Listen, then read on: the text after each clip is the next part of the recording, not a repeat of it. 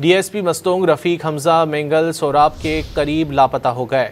Police ज़राए के मुताबिक डीएसपी रफ़ीक हमजा गुज़िश्ता रोज़ हब से मस्तूंग जा रहे थे। कौमी शाहराह के ज़रिए मस्तूंग जाते हुए सोराब पहुँचने के बाद मोबाइल फ़ोन भी बंद हो गया।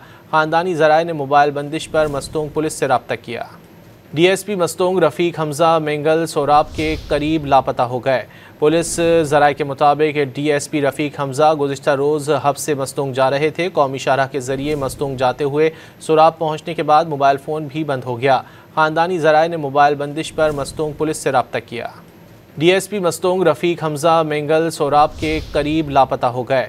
पुलिस ज़राए के मुताबिक डीएसपी रफ़ीक हमजा गुज़िश्ता रोज़ हब से मस्तूंग जा रहे थे। कौमी शाहराह के ज़रिए मस्तूंग जाते हुए सोराब पहुँचने के बाद मोबाइल फ़ोन भी बंद हो गया। ख़ानदानी ज़राए ने मोबाइल बंदिश पर मस्तूंग पुलिस से रब्ता किया।